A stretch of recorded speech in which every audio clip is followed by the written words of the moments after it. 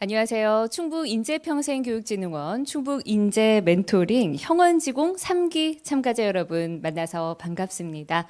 저는 오늘 2023년 충북인재 멘토링 온라인 발대식 진행을 맡은 KBS 청주방송 총국 아나운서 최인입니다. 온오프라인으로 지금 참석해 주신 100명의 고등학생 멘티 또 50명의 대학생 멘토 학부모님 모두 감사드립니다.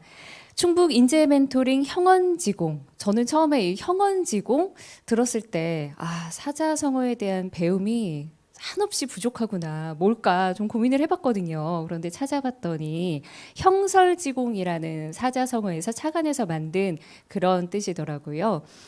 의미가 아주 좋습니다. 형이랑 언니랑 공부하면 즐겁지 아니한가. 이 자리에 함께하고 계신 분들은 모두 이 의미를 알고 좋은 취지로 함께하고 계실 텐데요. 올해 3회째를 맞이했고요. 진흥원에서 추진하고 있는 인재 양성 사업입니다. 혼자 가는 길은 때로는 지치고 외롭죠. 그런데 누군가가 함께하고 또 먼저 그 길을 간 분이 손을 내밀어 준다면 지치고 힘들 때도 막막할 때도 다시 한번 용기 낼 수 있을 것 같은데요. 그 길을 함께해 줄 이 형원지공 3기 대학생 멘토 50명은 아주 높은 경쟁률을 뚫고 선발된 뛰어난 학생들이고요. 또 고등학생 멘티 100명도 누구보다 본인의 미래에 대해서 열정을 갖고 있는 그런 학생들입니다. 자, 현재 발대식은 줌과 유튜브를 통해서 실시간으로 송출되고 있습니다. 본격적인 발대식 시작에 앞서 충북인재평생교육진흥원 유튜브 채널 좋아요, 구독 눌러주시고요. 또 페이스북 친구 추가로 진흥원의 다양한 소식 받아보시길 바랍니다. 관련 링크는 멘토링 단체 카톡방에서 확인도 가능합니다. 자, 다음으로 발대식 식순 안내해 드릴게요. 먼저 충북인재평생교육진흥원 윤석규 원장님의 인사 말씀 후에 대학생 멘토 1인에게 위촉장 전달이 있습니다. 이후에 대학생 멘토가 전하는 응원 한마디 영상 시청하시겠고요.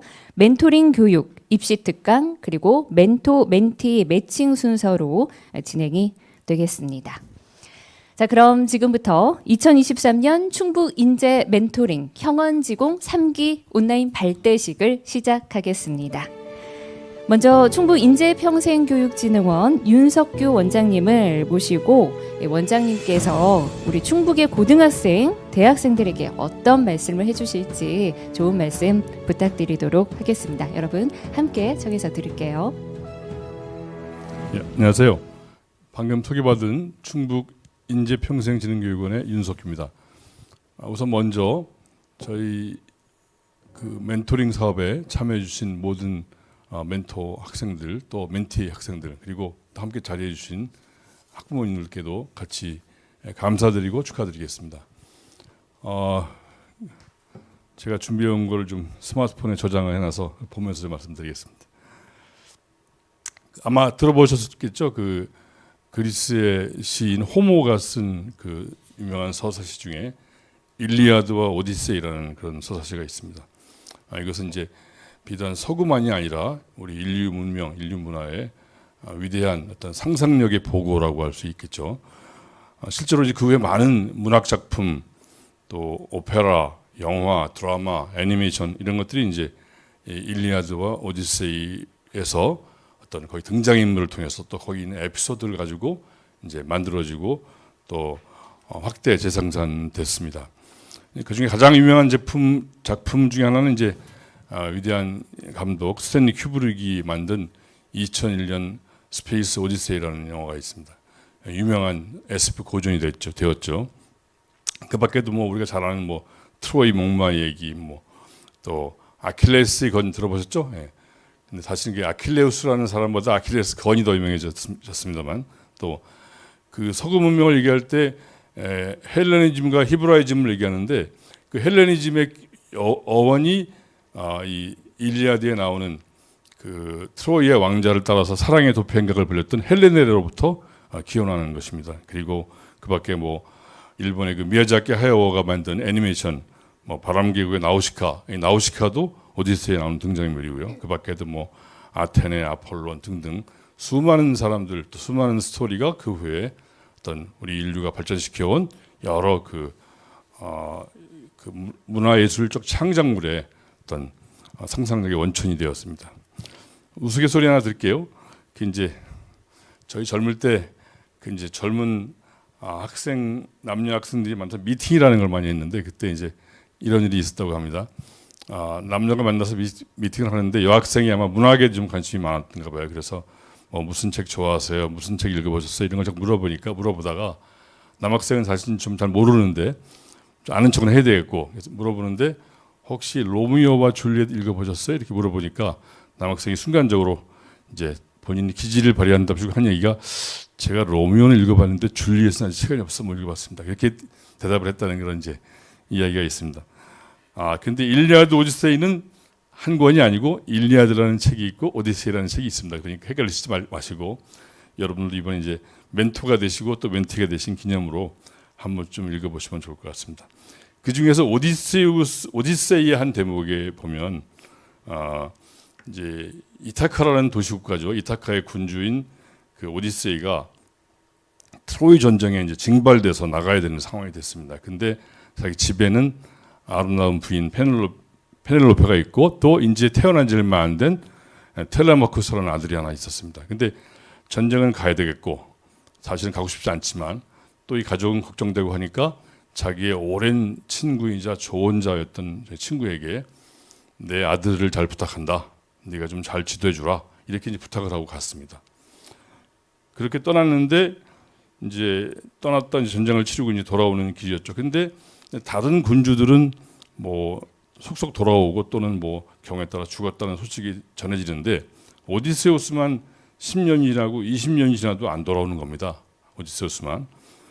그러니까 이제 안 돌아오고 또 이제 오디세우스가 출발할 때 자기 부인한테 내가 10년간 안 돌아오면 재혼해라. 죽은 줄 알고 이렇게 얘기했는데 하니까 이제 그걸 알고 수많은 구원자들이 몰려들어서 이제 그 오디세우스의 부인 페넬로페를 괴롭혔죠. 그때 아버지가 소개해준 그 조언자가 텔레마커스에게 너 지금 그러지 말고 아버지를 찾아서 떠나라 이렇게 조언을 했습니다. 그 얘기를 듣고 떠나서 아버지를 만났고 그리고 아버지와 함께 다시 이타카로 돌아와서 어머니를 괴롭히던 그 구원자들을 전부 다 물리치고 다시 왕위에 올라서 이타카를 행복하게 다스렸다는 그런 이야기입니다. 여기서 아마 눈치 빠른 분들은 이미 눈치를 채셨겠습니다만 여기서 그 텔레마커스의 조언자 역할을 한 사람 그 사람의 이름이 멘토로입니다. 멘토로 그리스 말로 멘토로입니다. 그게 저희가 아는 멘토의 어원이 되겠죠. 자 그렇다고 봤을 때 멘토라고 하는 것은 그냥 어떤 지식을 전달하거나 또는 어떤 기술을 가르치거나 이런 사람이라기보다는 저는 지혜를 나누는 사람, 지혜를 통해서 어떤 길잡이가 되고 안내자가 되고 그리고 조력자가 되는 그런 존재라고 생각합니다. 그 멘토로의 역할을 보면 저는 지식과 지혜는 차이가 있다고 생각하는데 물론 필요한 지식도 멘토 여러분들이 충실히 전달을 해 주실 것이라 믿습니다만 지식 전달에서 그쳐서는 안 되고 지혜를 나누는 그런 멘토가 되시기를 바라마지 않겠습니다. 훌륭한 멘토로 활동해 주실 것을 믿고 또 그에 못지않은 또 텔레마커스 같은 훌륭한 멘티가 되실 것이라고 믿고 올해 멘토링 사업이 좋은 성과를 거두기를 바라겠습니다. 고맙습니다. 네, 여러분도 자리에서 또 이렇게 한번 좋은 말씀 전해주신 윤석규 원장님께 박수 부탁드릴게요. 저도 그리스 로마 신화 요즘 유치원생들이 읽는 거를 정독했더니 이런 내용은 안 나왔는데 오늘 또 좋은 걸 알아가는 것 같습니다. 멘토와 멘티 일상적으로 많이 쓰곤 있었지만 그 어원이 무엇이었는지 그 깊은 의미에 대해서는 잘 몰랐는데요.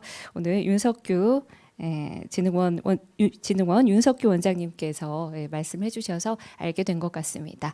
좀 사명감을 갖고 책임감을 갖고 또 역할을 할 수 있을 것 같다라는 생각이 듭니다. 다음은 멘토 위촉장 전달 순서입니다. 온라인 발대식인 만큼 멘토 위촉장은 오늘 이 현장에 함께해 주신 멘토 대표에게 수여하도록 하겠습니다. 원장님과 대표 멘토분은 앞으로 나와 주시고요. 전달 드리도록 하겠습니다. 위촉장 충북대학교 약학대학 제약학과 4학년 김석진, 귀하를 충북인재평생교육진흥원 2023년 충북인재 멘토링 형원지공 3기 대학생 멘토로 위촉합니다. 2023년 5월 13일 충북인재평생교육진흥원장 윤석규. 네, 축하드립니다. 네, 두 분 줌으로 함께하고 계신 분들을 위해서 카메라 쪽을 향해서 잠시 바라봐 주시기 바랍니다. 네, 좋습니다. 고맙습니다. 자리에 돌아가 주시고요.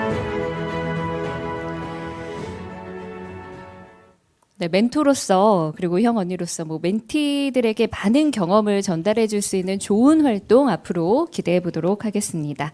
온라인으로 참석한 멘토분들의 위촉장은 추후에 전달될 예정입니다. 자, 다음은 대학생 멘토가 정하는 응원 한마디 영상 순서인데요. 시험 기간이라 몹시 바쁜데도 불구하고 멘토들이 후배들을 위해서 아주 멋진 영상을 준비했다고 합니다. 자, 그럼 지금부터 그 영상 함께 보실까요?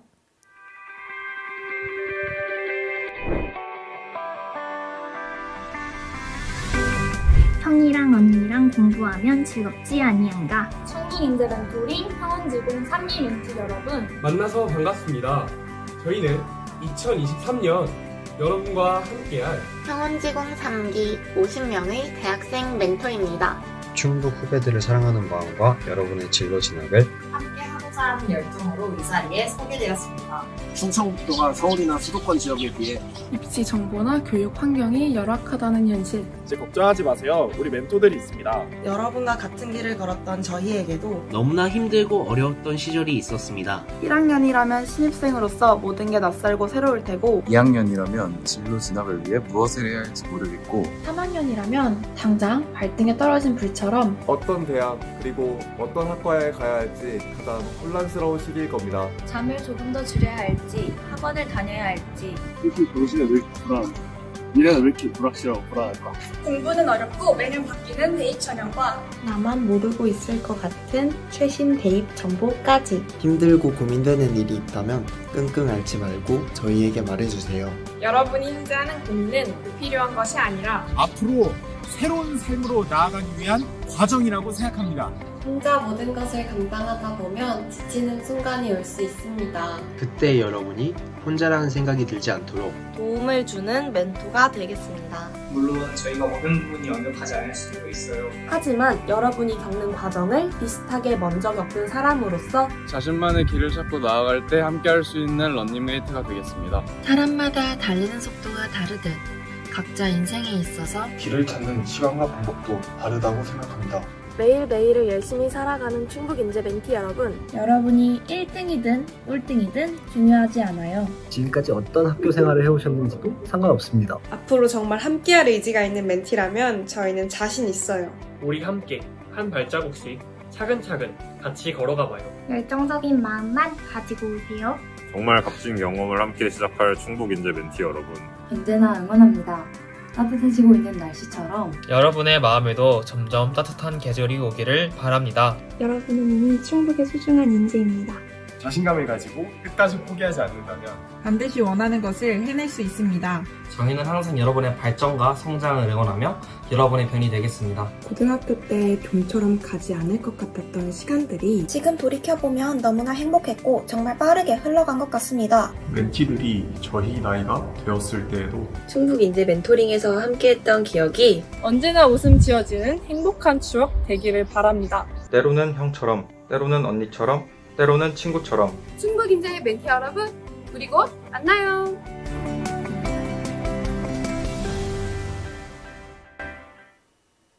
그래요. 우리 모두는 미세이죠. 완벽할 수는 없지만 그래도 그 길을 비슷한 과정을 먼저 겪은 사람으로서 함께하는 러닝메이트가 되고 싶다는 멘토들의 다짐 잘 들었습니다. 수도권에 비해서 어떻게 본다면 입시 환경이 조금은 열악할 수도 있겠지만 이런 멘토들의 응원이 있다면 그 누구도 부럽지 않을 것 같다는 생각이 듭니다. 자, 다음 순서는 멘토링 교육입니다. 멘토링 특강을 진행해 주실 분, 이분을 어떻게 소개하면 좋을까 고민을 해봤는데 별다른 수식어 필요 없을 것 같고요. 유명한 진동섭 특강자분을 모셨습니다. 진동섭 특강자님은 전 서울대학교 입학사정관으로 주요 대학 입시에 대해서 대한민국 그 누구보다 잘 알고 계시는 분이시고요. 또 한때 대한민국 입시 제도에 대해서 여실히 보여주면서 많은 학부모님과 학생들에게 인기를 끌었던 드라마가 있죠. 스카이캐슬. 그 드라마 김주영 선생의 실존 모델이라고도 합니다. 또 MBC 공부가모니 프로그램 전문가 패널로도 활동하셔서 많이 익숙한 그런 분이기도 합니다. 현재 한국진로진학정보원 이사로 활동하고 계신 진동섭 이사님 온라인 줌으로 만나보겠습니다. 네, 안녕하세요. 제 말 들리나요? 네, 화면 공유하고 시작할게요.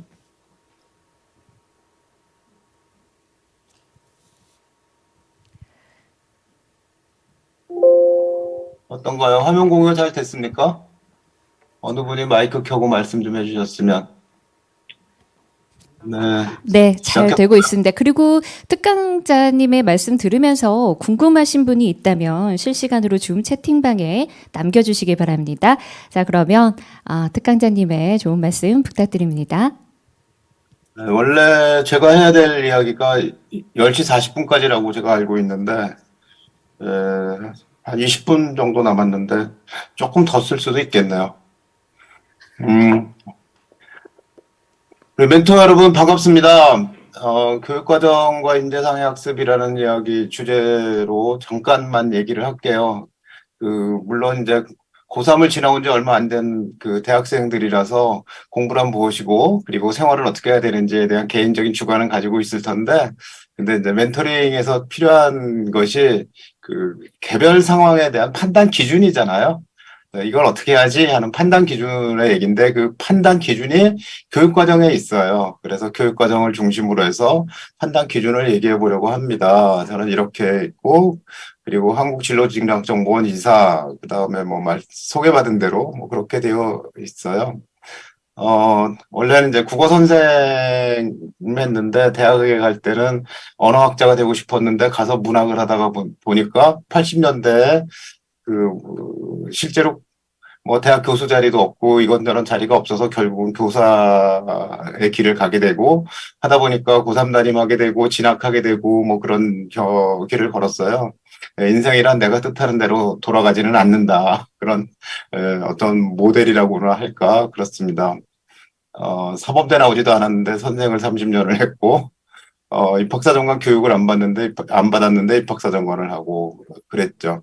그러다가 이제 공부가먼이라는 방송에도 나가게 되고 그 책도 쓰고 문해력 책도 쓰고 원래 출신이 국어과니까 그다음 학습법 얘기도 쓰고 뭐 오랫동안 학생들에게 학습법 얘기했으니까 그리고 입시 얘기도 쓰고 그다음 뭐 청해력도 쓰라 그래가지고 청해력도 쓰고 뭐 그래서 책을 몇 권 냈습니다. 우선 생각해봐야 될 게 인재란 무엇인가요 하는 얘기인데요. 인재란 뭐냐면 여기에 추구하는 인간상이라는 게 있어요. 우리 대학생 여러분들은 자기소개서 써봤죠?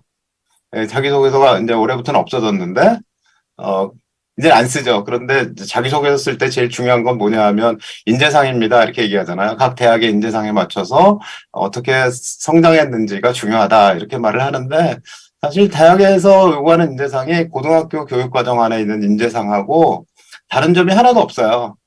왜 다른 점이 없냐면 고등학교에서 이렇게 길렀으니까 대학이 그렇게 뽑을 거잖아요. 별개의 인재상을 요구할 수가 없는 거죠, 대학도. 그런 의미에서 이 4개의 인재상을 설정해 놓고 있어요. 2015와 2022가 거의 비슷한 인재상을 설정하고 있습니다. 일단 제일 처음에 나오는 인재상의 모습이 자기주도적인 건데요. 자기주도적이란 말은 뭐 공부할 때나 생활할 때 자기주도적이 돼야 된다는 거죠.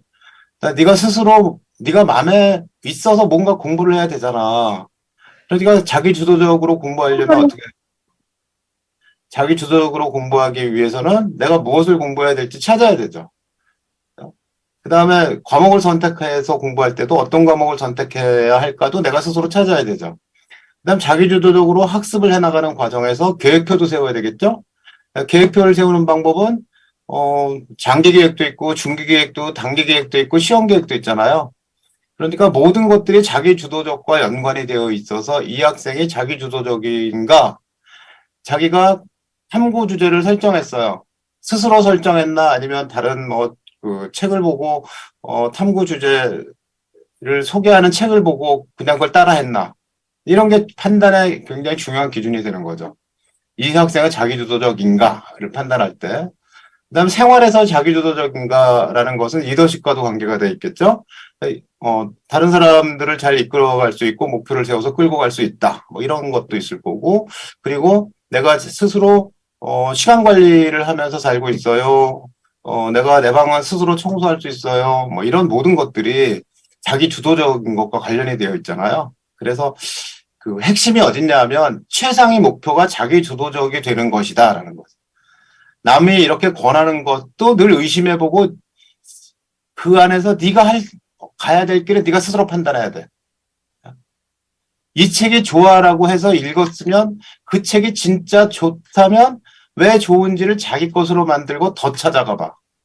더 나아가 봐야 돼.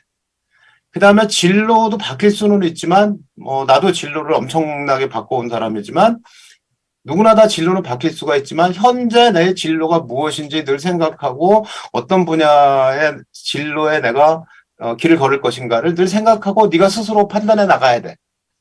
정보가 부족하면 물어보고, 정보가 부족하면 찾아봐야 돼. 그러나 네가 스스로 판단해야 돼. 그게 이제 자기 주도적인 사람의 목표인 거죠. 그래서 멘토링 할 때 그 멘티 학생이 어떤 순간순간의 어떤 태도나 어떤 것을 물어볼 때, 이것이 자기 주도적인 것과 연관이 되어 있는데 지금 이 학생이 어려워하는 것은 이거구나. 뭐 계획표를 세우는데 시험 계획을 못 세우고 시간 관리를 못 하는구나. 이건 자기 주도적인 사람이라는 부분에서 이게 부족하구나라고 판단해야 되는 거죠. 창의적인 사람은 뭐 너무나 그 당연한 얘기고 굉장히 오랫동안 한 20년 동안 창의적 이런 얘기를 해왔는데요. 옛날에는 창의적이란 말이 없었어요. 왜냐하면 선배가 하는 거 따라가면 됐었거든요. 그런데 이제 시대가 시대이니만큼 창의성이 굉장히 강조됐는데, 예를 들면 기업에서 사람을 뽑는데 1위가 창의성이었다가 지금은 1위는 아니고 한 2위 정도 됩니다. 창의성이. 창의적 가치도 중요하지만 협력적 가치나 아니면 자기 주도적 가치가 더 중요하다 이렇게 생각을 하는 거죠. 교육과정에서도 창의적인 사람은 두 번째로 제시하고 있는데, 일단 창의적이기 위해서는 폭넓은 기초 능력이 있어야 돼. 폭넓게 학교 공부를 해야 돼. 교과 지식이 있어야 되는 거야. 교과 공부를 제대로 하지 않고는 창의적이기가 어려워요. 배경 지식이 있어야지만 창의성이 발휘될 수가 있어요. 기초 능력이 있어야 됩니다. 그리고 진취적 발상과 도전을 통해서 새로운 가치를 창출한다는데, 새로운 가치를 창출한다는 건 당연히 창의적인 건데, 근데 도전을 해야 돼요. 근데 도전이라는 것이 어떤 과제를 설정하고 자기 주도적으로 어떤 과제를 설정하고 스스로 도전을 해봐야 돼. 과목을 선택할 때도 네가 너에게 필요하다면 세계사를 선택하고 세계지리를 선택하고 그리고 물리2, 화학2를 선택해서 공부를 해야 돼. 그것이 두려워서 혹은 성적이 안 나올까 봐 피한다면 너는 영원히 도전하지 않는 거야. 대학에서 여러분들을 선발할 때, 신입생을 선발할 때 그 전공 적합성이라는 얘기 많이 하잖아요. 근데 이 전공 적합성이란 말도 필요하면 그걸 배우라는 얘기거든요. 근데 우리 분야에서 이것을 하려면 네가 당연히 이 과목은 해왔어야 되는데 그것에 성적이 안 나올까 봐 혹은 어려워서 도전하지 않았다면 너는 도전이라는 가치를 실현하지 못한 사람이니까 너에게 고등교육을 받을 수 있는 기회를 줄 수가 없어. 이렇게 되는 거죠. 그래서 창의적 능력이라는 것이 그냥 발랄하다. 근데 우리가 창의적 능력이라고 얘기했을 때 짬짜면 그릇, 짜장면과 짬뽕을 동시에 먹을 수 있는 그릇을 생각해냈다, 구현해냈다. 뭐 이런 것도 창의적이라고는 하지만 기본적으로는 지식이 바탕이 되지는 않은 거거든요. 그러니까 지식이 바탕이 되어 있는 어떤 창의성을 발휘하기 위해서 두 가지 문제가 있는데 하나는 일단 교과 지식과 개념 원리를 잘 알아야 된다라는 것이고요. 또 하나는 도전을 해야 된다는 거죠. 어려운 개념에 도전해라. 그냥 교양 있는 사람과 더불어 사는 사람을 이야기하지 않아도 될 겁니다. 근데 학생이 어떤 태도를 가지고 있어야 하는데 이 태도의 문제는 여러분도 다 아는 얘기일 거다. 그리고 우리 멘티들을 다 도와주기 위해서 자발적으로 이 모임에 와 있는 분들은 다 교양 있고 더불어 사는 사람의 가치잖아요. 여러분들의 멘티도 이렇게 되었으면 좋겠다라는 생각이 듭니다. 이런 인간상을 갖기 위해서 우리는 2015 개정교육과정부터 핵심 역량이라는 것을 세워놓고 있어요. 여러분들이 그 멘토 활동을 할 대상자들은 2015인데 2015와 2022가 별로 다르지 않습니다. 요 협력적 소통 역량이라는 거, 요것만 협력적이란 말이 더 들어가 있는 것 이외에는 다른 게 없습니다. 여기에 이제 자기관리 역량은 자기 주도 역량과 관련이 되어 있잖아요. 그 다음에 자기 주도 역량과 관련이 되어 있는데 이 자기 주도를 하기 위해서 자기가 스스로 자기 주도성을 발휘하기 위해서 해야 될 게 뭐냐 하면 지식 정보, 배경 지식이 있어야 돼요. 그리고 창의적이어야 돼요. 그리고 따뜻한 마음을 가지고 있어야 돼요. 그러니까 앞에 있었던 내용하고 별 다른 게 없죠. 그 사이에 나라는 사람이 이런 사람이라면 우리는 협력적으로 소통해야 되고 그리고 더 큰 범위로 이 사회 혹은 전 지구적으로 우주적으로 우리는 공동체 역량을 가지고 있어야 됩니다. 이런 얘기거든요. 그러니까 이것을 바탕으로 해서 학생들이 어떻게 생활했는지를 보고 뽑는 게 학생부 종합전형이에요. 근데 이제 학생이 이렇게 해가는 과정에서 어려움을 겪겠죠? 그런데 지식정보 처리 역량을 기르기 위해서 배경 지식이 있어야 돼, 지식을 많이 얻어야 돼, 독서를 해야 돼. 그런데 전 독서하는 방법을 몰라요. 책만 보면 눈이 아파요. 뭐 이런 학생도 있고, 어떤 학생은 미적분 가면 너무 어려워가지고 모르겠어요. 뭐 개념을 잘 모르겠어요. 뭐 이런 개별적인 문제들이 있는 거죠. 그 다음에 더 개별적인 문제는 이제 공부를 하는데 도서관에서 하는 게 좋을까요? 학교 자습실에서 하는 게 좋을까요? 집에 가서 하는 게 좋을까요? 뭐 한 자리에 앉아서 하는 게 좋을까요? 왔다 갔다 하면서 좋을까요? 뭐 음악을 들으면서 공부하는 게 좋을까요? 뭐 이런 개별적인 문제들이 있거든요. 근데 그런 것들은 학습과학에서 얘기하는 부분들이 있는데 그런 얘기들을 이제 종합해가지고 결국 기본적인 문제는 어디 있냐면 자기관리 역량이라는 데 있고 대부분의 이 상위의 자기관리 역량에서는 바람직한 어떤 그 가치들이나 행동 규범이 있다. 협력적 소통 역량에서도 바람직한 가치와 행동 규범이 있다. 같이 모둠을 만들어서 탐구 활동을 하는데 나 오늘 다른 일이 있어, 다른 약속이 있어서 너희들끼리 해. 그리고 빠져나가면 협력적 소통 역량이 없는 거죠. 다른 사람이 말을 하면 또 오해하고 딴 소리를 하고 있다. 그럼 협력적 소통 역량이 없는 거잖아요. 그걸 어떻게 협력적 소통 역량을 기를 것인가, 문해력을 어떻게 기를 것이고, 청해력을 어떻게 기를 것인가, 이런 문제들이 개별적인 문제들입니다. 개별적인 문제들은 여러분들이 경험한 것들을 가지고 해결을 하겠지만, 기본적으로 이 학생이 겪는 문제가 어디에 해당되는지는 알아야지 일관성이 있다. 이렇게 얘기를 할 수가 있겠죠. 그 안에서 자기관리 역량에서 중요한 부분이 학습의 부분입니다. 그래서 학습에 대해서 2015나 2020이나 별 비슷한데 현재 그 대학의 입학사정관들도 2022 개정교육과정이 논의되는 과정들을 쭉 봐서 이 얘기를 알고 있어요. 먼저 여러분들이 2015 개정교육과정으로 공부를 했을 텐데 그때는 이 교육과정 편제표가 앞에 있고 교수학습이 뒤에 있었는데 2012 개정교육과정에서는 일단 교수학습이 중요하다고 해서 순서가 바뀌었습니다. 처음에 인재상이 나오고 그 다음 따라서 교수학습 평가 얘기가 나오는데 평가야 교수학습에서 처음 나오는 얘기가 학생들이 깊이 있는 학습을 통해 핵심 역량을 함양해라 하는데 핵심 역량은 앞에 했죠. 깊이 있는 학습은 뭐냐면 깊이 있는 학습의 반대 개념을 생각해 보면 뭐 쉽게 알 수가 있어요. 깊이 있는 학습의 반대 개념은 피상적 학습인 거죠. 공부를 피상적으로 하면 안 된다. 깊이 있게 해라. 깊은 학습이란 무엇일까요? 근데 여기 보면 1번 단편적 지식의 암기를 지향하고 이렇게 돼 있죠. 그러니까 단편적으로 지식의 암기 수준에서 공부하는 건 피상적인 공부다. 로댕에 생각하는 사람은 어느 팔을 어느 무릎에 대고 있을까요? 피상적인 공부인 거죠. 별 의미가 없어요. 찾아보면 되잖아요. 그런 단편적 지식들은. 근데 로댕에 생각하는 사람은 무슨 생각을 하고 있을까요? 답이 없어요. 답 없는 문제에 답을 내는 거죠. 음속의 10배 정도 되는 그 초음속 제트기, 전투기를 만들려면 어떻게 해야 될까요? 무엇이 필요할까요? 이런 것들이 이제 그 답이 없는 문제들인 거죠. 누군가 답을 여태까지 내지 않았던 그 안에 들어있는 게 지식이해, 과정기능, 가치, 태도의 내용 요소를 유기적으로 연계하고 그랬는데 지식, 이해, 과정기능, 가치, 태도란 무엇으로 규정하고 있는지를 좀 이따가 얘기하기로 하고요. 네, 두 번째는 융합적으로 사고하고 창의적으로 문제 해결하는 능력이 있느냐. 그 다음에 세 번째기 실생활 맥락 속에서 이해하고 적용하는 기회를 가져라.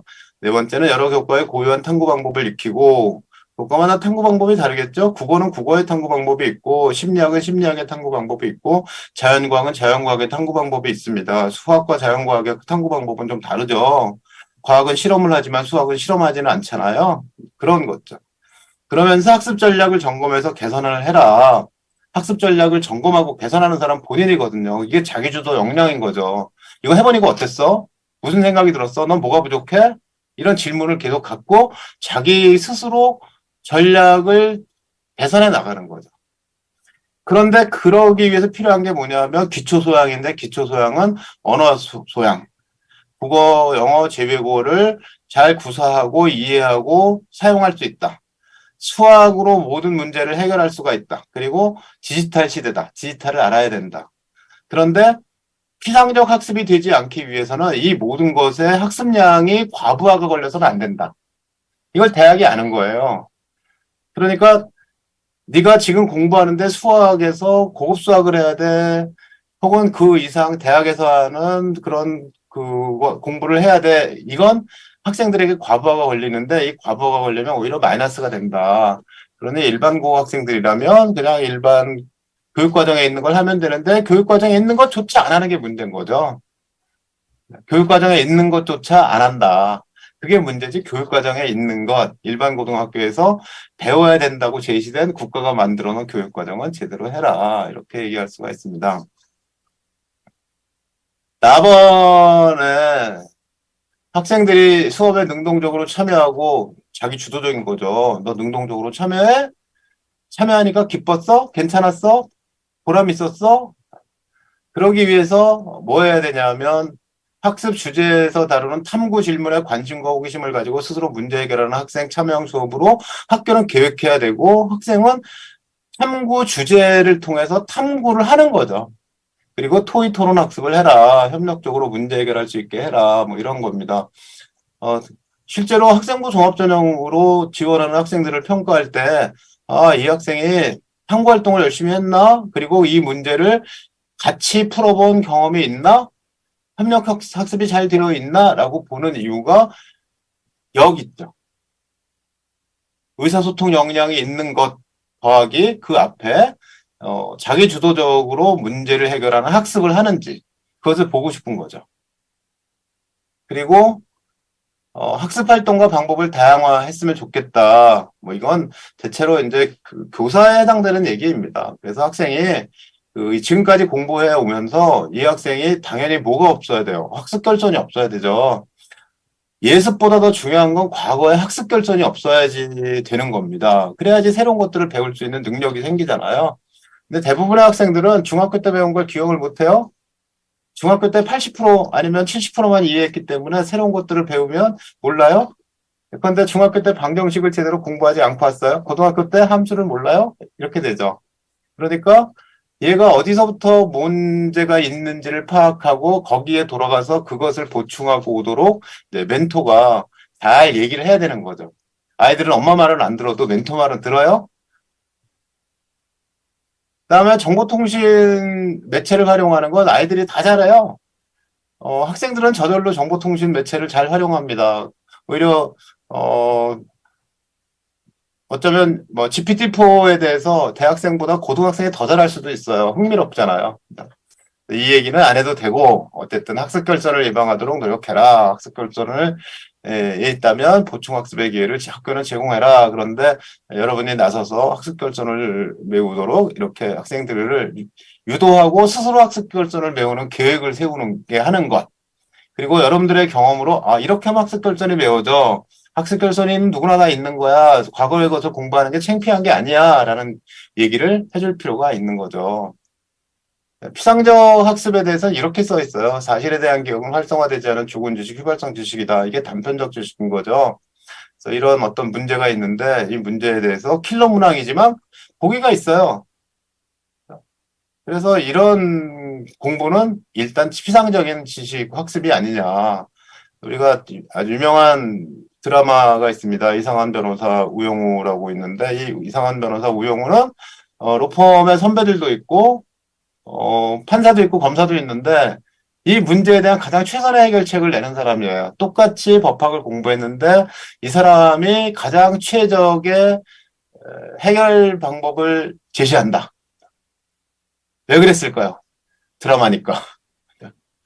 그러나 이것이 시사하는 바가 뭐냐 하면 개념과 원리를 활용할 수 있는 지식을 배워서 유창하게 꺼낼 수 있다는 거죠. 유창하게 꺼내라. 유창하게 꺼낼 수 있다. 유창성이 중요하다 이렇게 얘기합니다. 우리가 그 정보기기를 되게 여러분들의 부모님 세대는 정보기기를 아주 능숙하게 다루지 못하는 분들이 많거든요. 제대로 배우지 않은 거죠. 그런데 지금 젊은 세대들은 정보기기가 태어날 때부터 있었어요. 그래서 유창하게 사용할 수 있고 유창한 디지털 마인드를 대부분 가지고 있어요. 디지털 디바이스가 있는 사람들도 어느 만큼 있지만 대부분의 사람들은 그 유창하게 디지털을 사용할 수 있다. 그러면 뭐라고 하냐면 유창한 디지털 능력 이렇게 얘기하죠. 근데 개념과 원리를 잘 배웠는데 이 잘 배운 개념과 원리를 활용해 가지고 새로운 문제가 있을 때 난 해결할 수 있어. 이게 유창한 인출이 돼야 되는데 유창한 인출이 되기 위해서 우리는 뭘 하냐면 훈련을 해야죠. 이 훈련이 뭐냐면 배우고 문제 푼다가 아니라 배우고 탐구한다는 거예요. 어떤 주제에 대해서 탐구를 해가면서 내가 지금 여태까지 배웠던 모든 지식을 동원해서 이것을 해결해야 돼. 유창한 인출을 하기 위해서 우리는 뭐 하냐면 탐구 활동을 한다. 학교에서는 탐구 활동을 한다. 그럼 탐구 어떻게 하죠? 그러면 대학생 여러분들은 대부분 탐구의 마지막만 기억이 날 거예요. 내가 주제를 설정해가지고 이 주제에 대해서 깊이 있게 탐구했어요.만 생각이 날 텐데 탐구 활동은 교육과정 안에서는 일단 교과서 학습 활동을 하는 거고요. 두 번째는 수행평가 과제를 열심히 하는 거예요. 세 번째가 자기가 주제를 세워서 탐구 활동을 하는데 그건 2학년 때쯤부터 시작을 해도 된다. 배경 지식이 있어야지 탐구하고 문제를 해결하지 어려운 문제를. 고등학교 1학년 때 설정한 과제는 대학에서 평가할 때는 아직 어린 거예요. 수준이 낮죠. 적어도 사회과학에 관한 지식을 상당히 배우고 나서 탐구 주제를 설정하고 그것을 동원해가지고 문제를 해결하는 이런 걸 해야 되죠. 그러니까 탐구 활동을 꾸준히 해오긴 하지만 최종적으로 이 학생은 2학년 2학기나 3학년 1학기 때 한 탐구 활동은 무엇이었을까 하는 게 대학의 관심사죠. 그래서 이 사람이 어떤 사람이어야 되냐면 문제를 창의적으로 해결하는 사람이었으면 좋겠다. 이 문제를 창의적으로 해결하는 사람 누구냐 하면 요리사가 있는데요. 레시피대로 요리하는 사람과 창의적으로 요리하는 사람 중에 이 사람인 거죠. 레시피를 바탕으로 하지만 그러나 새로운 요리를 만들어내는 사람, 이런 사람을 원한다. 그리고 이 사람의 특징이 어떤 사람이냐면 유능한 전문가이면서 동시에 숙련된 초보자라는 거죠. 세계가 새로운 기술이 나오고 새로운 것들이 생기면서 실제로 내가 지금 배운 것들이 별 의미가 없게 될 수가 있어요.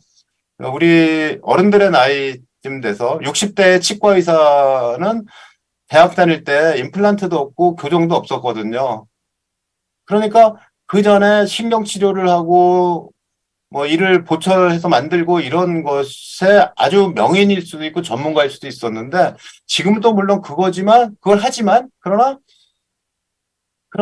새로운 임플란트가 나오고 교정술이 나오게 되면 그걸 얼른 또 배워서 적용할 수 있는 사람이 되어야 된다는 거죠. 우리의 마인드가 숙련된 초보자가 되는 마인드다. 숙련된과 초보자가 안 어울리는 말이잖아요. 숙련된 초보자가 되어야 된다라는 마음가짐을 가져라. 예, 멘티가 그런 마음을 갖게 그렇게 여러분들이 도와줘야 되는 거죠. 교과학습에 대한 얘기는 앞에서 개념 원리, 지식이해, 과정기능, 가치 태도로 나눴다고 그랬는데, 근데 기본적으로 교과에 내용 지식이 많아야 돼요. 창의성도 지식이 없으면은 내용 요소를 모르면 안 돼요. 내용 요소는 기억을 해야 돼요. 장기 기억은 어떻게 하죠? 장기 기억은 복습을 해야 돼요. 복습을 여러 번 해야지 됩니다. 시험 공부하면서 뭐 10회 독을 하세요. 이런 거 다 마찬가지로 내용 요소를 머리에 넣는 거죠. 그 다음에 뭐 자기 전에 공부한 것이 장기 기억으로 넘어가니까 자기 전에 공부해라. 드라마 보지 말고 유튜브 보지 말고 자기 전에 30분 동안 게임했다. 그러면 안 된다. 이제 이런 모든 것들이 뇌과학에서 나오는 얘기지만 내용 요소를 어떻게 잘 기억하느냐 하는 것과 관련되어 있는 문제고요. 그것과 이어서 교과서에 있는 개념 원리를 잘 알아야 됩니다. 근데 안다는 거 뭐지? 안다고 생각하지만 실제로 모를 수도 있잖아. 그러니까 말로 해봐야지, 글로 써봐야지, 개념을 설명해봐. 그리고 생활기록부에는 친구에게 어떤 걸 설명해줬다. 이렇게 써 있는 거죠. 친구들 앞에서 발표했다, 설명해줬다. 이렇게 써 있다. 그러니까 발표가 중요하고 가르치는 게 중요하다라는 것은 실제로는 이 학생이 여기에 대해서 개념 원리를 잘 아는 거구나라고 판단하는 거지, 가르쳤다라는 봉사 정신이나 시간을 많이 썼다는 크게 평가가 되는 평가 비중이 한 20% 정도 된다면 실제로 개념 원리를 알고 분명하게 아니까 가르칠 수 있었구나 하고 판단하는 거죠. 개념 원리를 이해했다는 것이 80%의 판단의 그 비중이 될 거다인 거고요. 그 다음에 과정과 기능을 알기 위해서 물론 절차적 지식을 알아야 된다는데 참고를 해봐야 된다는 말씀 드렸고, 그리고 참고를 했으면 발표를 해봐야 되잖아요. 그러니까 표현해라라고 얘기한 건데, 이 표현이 말하기, 글쓰기죠. 보고서를 썼어요. 남 앞에서 프레젠테이션을 했어요. 토론을 했어요. 이런 거죠. 근데 제일 어려운 게 뭐냐면 토론이라는 거죠. 토론. 토론은 들으면서 말하는 건데 이건 정말 어렵다. 들으면서 내가 말할 준비를 하고 하는 거다. 토론할 때 원고 읽지 마라. 남이 얘기할 때 그 사람의 얼굴을 바라봐라. 왜? 그래야지 잘 들을 거 아니에요. 근데 안 듣고 내가 얘기할 걸 준비하고 고개 숙이고 있으면 토론에서는 낙제를 하게 된다. 이유는 뭐냐면 들어야지 토론이니까. 토론은 듣고 말하는 거잖아요. 근데 듣고 말하기는 진짜 어렵다. 그러니까 뭐 해야 됩니까? 훈련을 해야 되죠. 그러니까 토론을 계속해서 훈련해라. 그러니까 고등학교에서 그 이전에 중학교에서 초등학교 3학년부터 독서 토론을 강조하는 이유가 그거거든요. 들으면서 내가 뭘 말하지, 저 사람이 얘기하는 것이 어디가 문제가 있지를 판단하고 내가 이 얘기를 준비했다가 얘기하는 것은 진짜 고급 능력이다. 독서 토론을 해라. 독서도 안 하는데 무슨 토론을 해요.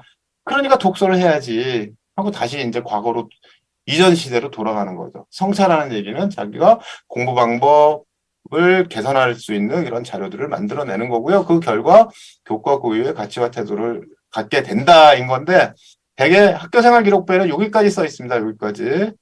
그러니까 여기까지 잘하면 그러면 교과 교육의 가치 태도를 갖게 됐을 거야. 문학을 배웠어요. 문학을 사랑하고 문학을 이해하고 함축을 알고 은유를 이해하는 그런 태도와 가치를 갖게 되었어요. 상대방이 말할 때 반어가 무엇인지를 이해하고 나는 그 사람을 이해할 수 있어요. 그 말을. 이제 그런 교과 교육의 가치와 태도를 배우게 된다는 건데, 생활기록부에는 여기까지는 안 써있고 여기까지 써있는데 이걸 잘해라 라고 얘기할 수가 있습니다. 그러기 위해서 우리는 뭐 해야 되냐면 기본적으로 배워야 될 게 있어요. 기초예요. 기초. 기초가 뭐냐면 언어 소양, 수리 소양, 디지털 소양이라는 것이 있다라는 얘기입니다. 그리고 각 대학에서 이렇게 말을 하고 있어요. 이렇게. 이게 서울대학교고, 이게 서울대학교에 뭐 연세대학교, 경희대학교 등등 5개 대학이 발표했다는 겁니다. 아마 대학교 1학년 학생들은 요것을 봤을 거예요. 요거는 이제 2024인데 서울대학교도 작년하고 똑같아요. 다른 게 없거든요. 서울대학교가 얘기하는 건 일단 공부를 잘해야 된다. 왜 학업 능력, 폭넓은 지식을 갖추어야 하냐 하면, 그래야지 지식이 있어야지만 창의성도 발휘하고 더 어려운 공부를 하게 되는 거야. 그 다음에 학업 태도는 뭐라고 되어 있습니까? 스스로 알고자 하며 적극적으로 배우고자 하는 이라고 되어 있죠. 스스로 알고자 하며 자기 주도성이 있는 학생이냐? 그러니까 공부 내가 좋아서 했어요. 공부하고 싶은 마음이 들었어요. 독서 내가 골라서 읽었어요. 내가 내 시간 계획을 짜서 루틴을 만들어서 공부를 했어요. 이런 모든 것들이 학업 태도와 관련돼 있죠. 여기 보면 학업 수행 과정에서 적극성, 진취성, 진로 탐색 의지, 진로 탐색 의지라는 말이 나오는데 여기서 진로 탐색 의지라고 하는 것은 굳이 어떤 하나의 진로를 생각해 놓고 가는 것을 말하는 건 아니다. 이렇게 보시면 됩니다. 그 다음에 학업의 소양이라는 게 있는데 다른 인성과 공동체 의식을 가지고 있느냐. 그러니까 자기 주도적이고 창의적이고 그리고 그 밖에 교양 있고 공동체 의식을 가지고 있는 국가 수준의 인재상하고 별로 다른 게 없죠. 여기에서도 마찬가지로 학업 역량과 공동체 역량이 있는데 서울대학교가 여기서 진로 얘기가 여기 조금 써 있는 것에 비하면 여기서는 진로 역량이라는 게 좀 더 크잖아요. 네, 좀 더 큰 이유는 무엇일까요? 이 학생이 컴퓨터를 전공하고 싶어요. 그러면 물리투를 해왔을 거고 약학을 전공하고 싶어요. 그럼 화투, 생투를 해왔을 거 아니에요. 고급 화학이거나 고급 생명과학을 바라는 것도 아니고 고급 물리학을 바라는 것도 아니다. 보통교육과정 안에 있는 거기까지 해라. 인데 서울대학교에 지원하는 학생들은 그런 학생이 별로 없다고 보는 거죠. 서울대 오면서 컴퓨터 전공하는데 물리투를 안 했다고? 그렇게 하진 않을 건데, 그런데 이 대학의 수준에서 보면 어떤 지원자 중에서는 이것도 안 하고 지원하는 애들이 많은데 어떡하지? 제대로 안 하고 수능 과목만 공부하고 지원했는데 난 뭐 물환, 화환 잘해요라든가 아니면 저는 뭐 세계사는 안 배우고요. 동아시아사 배웠는데 뭐 괜찮지 않아요? 뭐 이렇게 얘기하는 학생들은 어떡하지? 라고 얘기하니까 근데 전공 관련 교과 이수를 어떻게 노력했는지인데 전공은 너무 좁아 보이니까 계열 관련 이렇게 한 거고요. 그것을 잘 했어? 괜찮아? 라고 물어본 거고 진로 탐색 활동을 했느냐? 라고 물어보는데 이걸 만든 보고서가 있어요. 이 보고서에 보면 이 진로 탐색이라는 건 어떤 특정한 진로 목표를 정해놓고 가는 것을 말하는 건 아니다. 내가 컴퓨터공학자가 되겠어, AI 인공지능자가 되겠어, 역사학자가 되겠어 라고 정해놓고 가는 건 아니다. 그것을 강조하는 건 아니고 늘 진로에 대해서 관심을 가져라. 그런데 과학을 깊이 있게 하지 않고 이공계로 진학하거나 아니면 의학계로 진학하기는 어렵죠.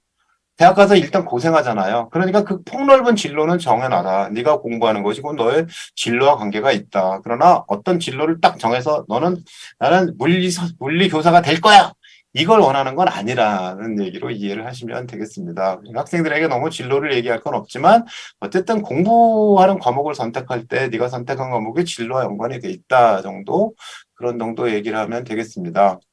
아이고. 시간이 얼마 안 돼가지고 후다닥 얘기하느라 여기까지 왔어요. 저한테 질문 있으면 이라고 얘기했는데 어디 채팅창을 한번 열어보겠습니다. 네, 채팅창에 저한테 물어본 거는 없는데 혹시 물어보실 것 있으면 얘기는 여기서 끝났거든요. 화면 공유를 하고 저희가 뭐 숙련된 초보자가 되라, 자기 주도적 학습을 해야 된다, 뭐 유창성 여러 가지 좋은 말씀을 해주신 거 잘 들었습니다. 진동섭 이사님의 멘토리 특강 저희가 사전에 좀 질문을 받았거든요. 그 중에서 한 2가지 정도만 여쭤보겠습니다. 자, 첫 번째 질문입니다. 한 번도 만난 적 없는 멘티가 신뢰관계 형성을 위해 가장 중요하게 생각할 점은 무엇일까요? 첫 만남에서 어떻게 하면 신뢰를 줄 수 있는지에 대해서 고민을 하셔야 되겠죠. 내가 어떻게 하면 멘티에게 신뢰를 줄 수 있는가 하는 문제인 건데 일단 멘티를 존중해야 되고 그리고 그 학생의 처지를 이해해야 되고 그리고 학생에게 조언을 하기보다 말을 들어주는 게 굉장히 중요하거든요. 말을 들어준다. 뭐 정신과 의사 훌륭한 분이 그랬대잖아요. 당신은 어떻게 이렇게 훌륭한 정신과 의사가 되었습니까? 전 들어준 것밖에 없는데요. 컨설턴트도 마찬가지. 전 들어준 것밖에 없는데요. 이렇게 얘기하는데 여러분들이 가지고 있는 솔루션을 아무리 얘기해도 결국 문제는 그 학생이 실천하는가의 문제이거든요. 단계적으로 접근해라. 신뢰가 중요하다. 단계적으로 접근해라. 많이 들어주라. 이것이 핵심이라고 보입니다. 네, 알겠습니다. 사다리 교사단이라는 게 있어요. 이제 충북에서도 활동하는 선생님이 있는데 우리 지금 학생들 중에서 고등학생 중에서 그 좀 생활이 어려운 학생들 대상으로 해서 선생님들이 멘토링을 해요. 그 멘토링하는 사다리 교사단, 전국 사다리 교사단이라는 게 있는데 그 사다리 교사단의 단장이에요, 제가. 그래가지고 멘토링 할 때는 어떻게 합니다라는 얘기를 가끔 하긴 하는데 그런데 여러분들에게 중요하게 얘기하는 것, 그 선생님들이 얘기하는 것도 그거예요. 처음 만난 학생이 어떻게 접근하지인데 여러분들을 무조건 신뢰합니다. 여러분들은 멘토로 자격이 있거든요. 그렇기 때문에 여러분들이 신뢰를 받는 게 어렵진 않아요. 단지 많이 들어라. 말을 많이 시켜라. 말을 안 하면 어떡해요? 계속 말을 시키는 방법을 여러분들이 배워가는 것이 앞으로의 삶에도 여러분들에게도 의미가 있을 거예요. 네, 이상입니다. 네, 뭐 누구에게나 다 적용될 수 있는 말인 것 같습니다. 잘 들어주고 신뢰를 형성하고 또 단계적으로 접근해라라고 말씀해 주셨고요. 두 번째 질문입니다. 공부 의욕이 없는 멘티를 어떻게 대하면 좋을까요? 너무 어려운 질문 같은데요. 어떻게 하면 좋을까요? 도서관에 가면 제가 쓴 코로나 시대의 공부법이라는 책이 있어요. 절대로 사지 마세요. 코로나가 지났으니까. 베스트셀러예요. 베스트셀러라는 건 모든 도서관에 있다는 뜻입니다. 거기에 이제 그런 얘기들이 있는데, 이 학생이 공부에 흥미를 잃게 된 이유가 있잖아요. 근데 예컨대 공부에 흥미를 잃게 되면 대부분 예체능이나 뭐 나는 앞으로 유튜버가 될 거예요. 라든가 하여튼 뭐한 핑계를 대고 공부 안 하는 방향으로 나가게 됩니다. 근데 그 학생의 일단 그 공부하는 쪽 꿈을 가지고 있는지, 공부를 하고 싶은데 안 되는 건지, 아니면 공부를 포기하고 싶은 건지를 파악해야 되겠죠? 근데 유튜버가 되고 싶어요. 근데 유튜버의 기본 자질이 뭡니까? 공부하는 거죠? 배경 지식이 없이 무슨 유튜버가 되겠어요? 마찬가지로 뭐 탤런트가 되겠어요. 나는 뭐 윤여정 같은 배우가 되겠어요. 윤여정 배우가 잘 나가는 이유가 뭔지 아냐? 영어를 잘해서지. 그죠? 가수 싸이가 80억 뷰 이상의 그 유튜브 시청 횟수를 올렸는데 지금 뭐 최고예요. 80억이 넘은 개인 유튜버가 없거든요. 개인 그 동영상이 없죠. 그 상어 가족인가? 그것 빼고는 1위예요.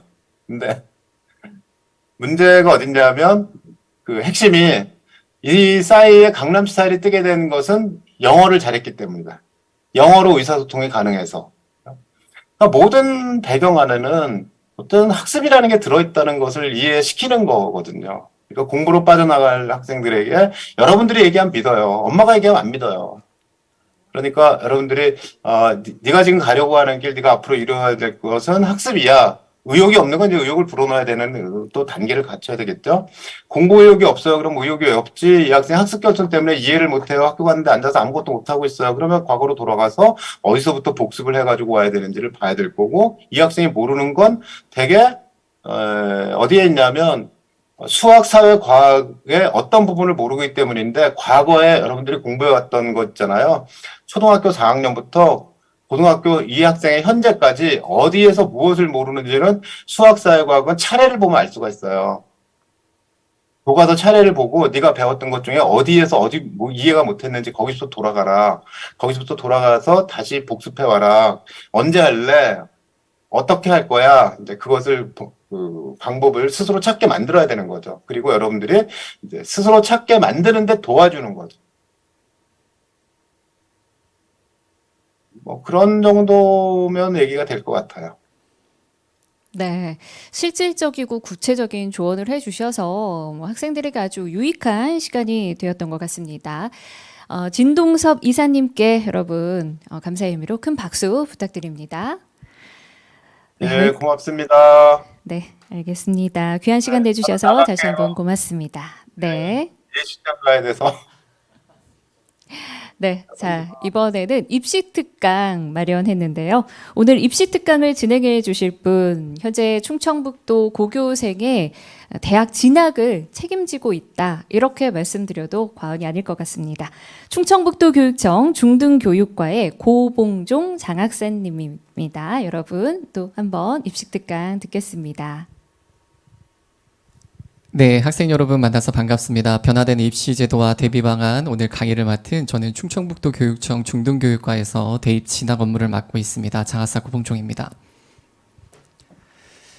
네, 만나서 반갑습니다. 갑자기 왜 화면이 까매졌지? 이렇게 놀라는 학생들이 있을 것 같아서 말씀드리겠습니다. 화면이 까매진 게 아니라 까만 사람이 나왔습니다. 모니터 안 만지셔도 될 것 같고요. 저에게 주어진 시간이 40분입니다. 아까 여기 행사장에 좀 일찍 와서 그 멘토 학생들의 응원 영상을 봤는데 굉장히 감동받았습니다. 그 감동을 그대로 이어받아 40분간 여러분의 시간이 아깝지 않도록 최선을 다해서 강의를 진행할 텐데요. 주어진 시간이 많지 않다 보니까 말이 좀 빠를 수 있어요. 나중에 다시 한번 들어보시는 것도 권하겠습니다. 지금부터 강의 시작하겠습니다. 제가 오늘 준비한 이야기는 총 4개의 꼭지를 준비해 왔습니다. 올해 입시, 특히 수시에서 가장 큰 변화가 무엇인가, 그리고 과목 선택에 대한 고민들이 꽤 있을 것 같아요. 그래서 과목 선택 시 고려해야 될 점, 수능 공부는 그럼 안 해도 되나요? 그리고 맨 마지막 이것만큼은 꼭 기억하자. 마무리로 강의를 진행하도록 하겠습니다. 네, 첫 번째 이야기, 올해 입시. 정시는 사실은 큰 변화가 없고요. 수시에서의 가장 큰 변화 많이 보았을 것 같습니다. 학교생활기록부 반영 항목 축소인데요. 3학년 학생들은 3년을 보았던 것일 거고 1학년 학생들은 이미 보았을 친구들이 있을 것 같은데 그럼에도 불구하고 하나만 짚어보고 가겠습니다. 요 독서활동 부분인데요. 대입 미반영이에요. 미반영과 미기재는 차이가 있습니다. 미반영은 나중에 생활기록부를 출력하면 생활기록부 출력물 상에선 나타나요. 네, 꼭 기억하셔야 돼요. 생활기록부를 출력하시면 생활기록부에서 독서활동란에 여러분이 읽은 책, 선생님께서 적어주신 부분이 거기에는 분명히 기록이 됩니다. 다만 미반영은 대입에 제공되지 않는다라는 거예요. 그리고 이게 처음 발표되었을 때 학생학부모들이, 특히 학생들이 크게 환호를 불렀던 게 뭐냐면 이제 더 이상 책을 안 읽어도 되겠구나 였는데, 생활기록부 기재 요령에 이미 3년 전부터 실려 있었던 내용이 뭐냐면 단순 독후활동, 감상문 작성 등 외의 교육활동을 전개하였다면 도서명을 포함하여 그 내용을 다른 영역, 다시 말하면 독서활동란이 아닌 교과세특이나 창체 특기사항에 입력할 수 있다라고 이미 3년 전부터 이야기가 되고 있었어요. 그러니까 쉽게 말하면 여러분이 선생님이 저 책 읽었습니다 라는 그런 식의 전달이 아니라 이제는 과정 중심 평가가 진행이 되죠. 선생님께서 직접 지도 관찰 평가한 것만 기록할 수 있습니다. 그러니까 수행평가를 할 때나 자율이나 진로 활동을 할 때 반드시 책을 활용하는 그런 모습으로 활동을 구상을 하셔야 되고요. 그런 것들이 선생님의 사실은 관찰 안으로 들어와야 되는 겁니다. 그랬을 때 여러분의 활동 속에 그 독서, 여러분이 활용한 독서가 기록될 수 있다는 거 다시 한번 짚어보고 가겠습니다. 네, 두 번째는요, 자기소개서 폐지인데요. 1학년 학생들은 안 써봤기 때문에 이게 뭐 크게 다가올 수 않을 것 같기도 한데요. 이 자기소개서의 역할은 뭐였냐면, 학교생활기록부는 선생님들께서 쓰시는 거라면 자소서는 내가 나의 3개 학년 동안의 활동을 대학에 전달하는 거였어요.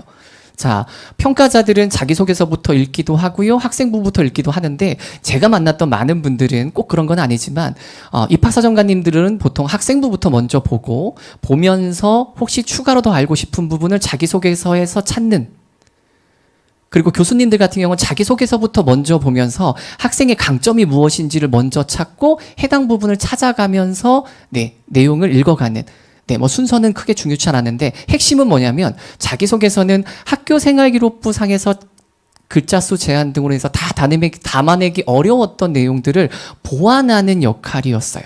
그리고 가장 중요한 건 학교생활기록부에 이렇게 쪼개져 있는 각각의 정보들을 유기적으로 연결해 주는 게 자기소개서의 역할이었습니다. 그럼 자기소개서가 없어졌다는 것은 일단 학생들 입장에서는 편해진 건 맞아요. 근데 또 하나 생각해야 될 건 평가자는 굉장히 힘들어진 것도 맞아요. 학생부의 항목이 줄었습니다. 수상도 없어졌고요. 그리고 자기소개서까지 없어지면서 아이들을 알 수 있는 정보들이 극히 제한적으로 바뀌었어요. 더 무언가를 담기는 어렵다면 아까 말했던 자기소개서가 학생부의 정보들을 유기적으로 연결하는 역할을 했다라는 부분을 꼭 기억을 하셔야 돼요. 그래서 학생부 종합전형을 준비할 때는 이 부분을 고민을 하셔야 됩니다. 수평적인 연계성과 수직적인 연계성. 오타가 났어요. 죄송합니다. 수평적인 연계성은 같은 학년입니다. 학년에서 다른 과목과 창체와의 연계성을 고민해 보셔야 돼요. 그리고 수직적인 연계성은 학년간 기록의 연계성. 을 고민을 하셔야 됩니다. 예시를 좀 몇 개를 갖고 왔어요. 자, 시간이 많지 않아서 읽을 시간을 길게 드릴 수는 없는데 빠르게 한번 보세요.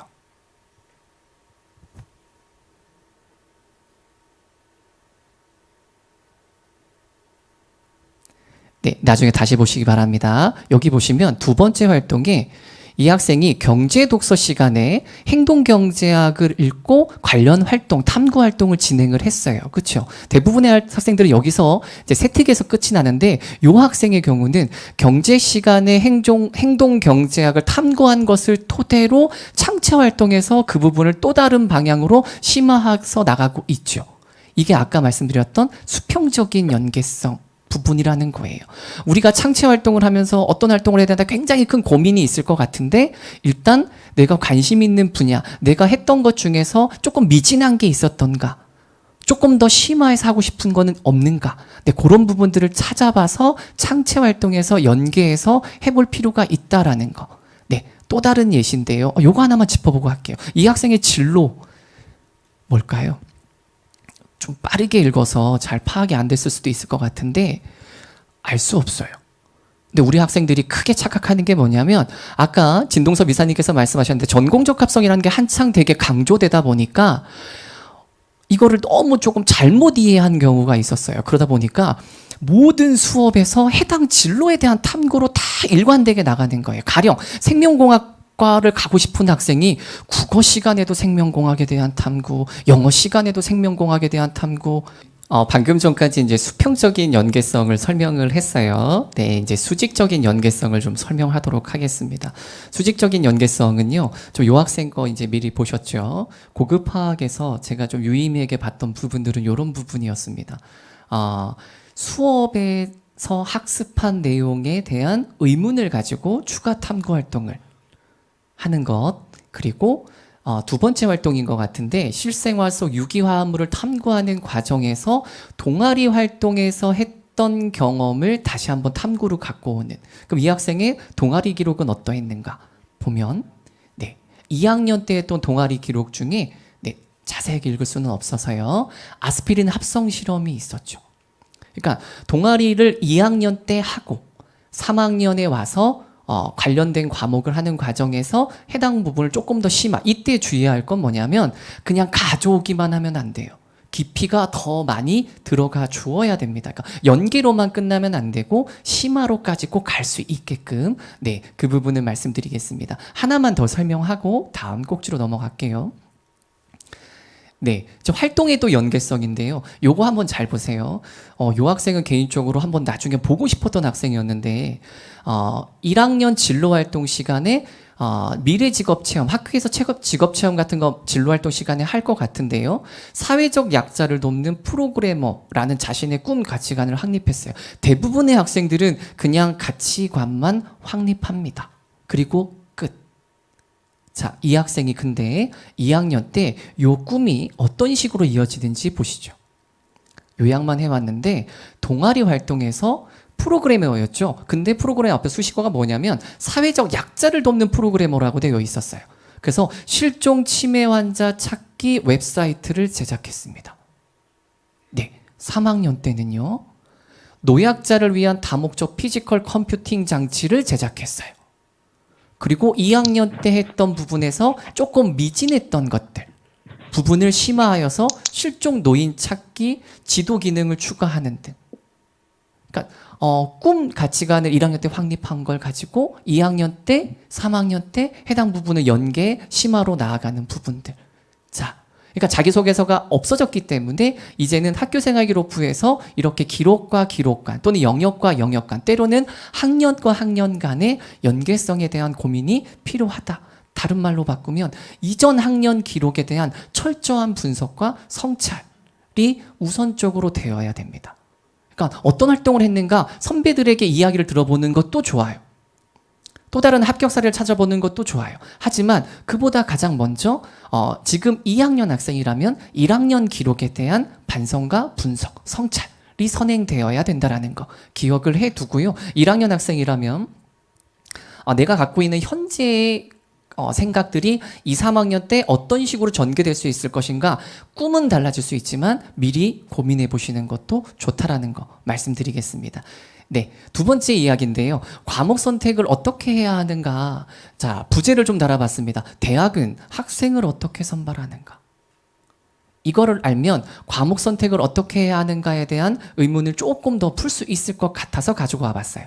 자, 먼저 가장 중요한 거, 대학은 여러분을 정량적으로 평가하기도 하고요, 정성적으로 평가하기도 합니다. 정량적, 정성적. 말이 조금 어려운데 일단 이 정도로만 이해를 한번 해볼까요? 학생부 교과 전형에서는 여러분을 정량 평가를 합니다. 학생부 종합 전형에서는 여러분을 정성 평가를 합니다. 자, 예시를 다양하게 갖고 왔으니까 하나씩 찾아가면서 이해해 보도록 할게요. 자, 학생부 교과 전형은 여러분의 교과 성적을 50% 이상 반영하는 전형으로 여러분의 성적을 방금 전에 말한 것처럼 정량 평가를 합니다. 자, 예를 한번 들어보겠습니다. 이해를 돕기 위해서 만든 자료인데요. A 학생, B 학생 성적이 있죠. 등급이 있습니다. 빠르게 보시고 자, 퀴즈를 내겠습니다.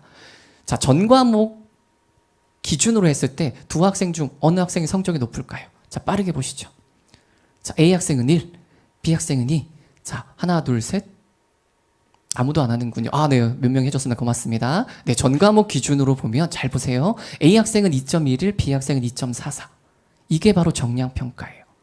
근데 모 대학에서 자, 이해를 돕기 위해서 갖고 왔습니다. 이 학생들이 국영사만 반영하는 문과 계열에 진학한다라고 가정하겠습니다. 다시 계산해 보세요. 국영사만 반영하는 그 대학은 교과 전형에서 국영사만 반영한대요. 자, 누가 더 성적이 좋을까요? 자, 맞습니다. B로 바뀌죠. 자, 마지막 세 번째. 그럼 이 학생들이 영수과를 반영하는 이과 계열에 동시에 지원한다고 했을 때 둘의 성적은 A 학생이 훨씬 더 크게 앞서가는 방식으로 바뀌죠. 이게 바로 정량평가예요. 자, 예시 하나 더 드리겠습니다. 실제 여러분의 성적표는 이런 식으로 보여지죠.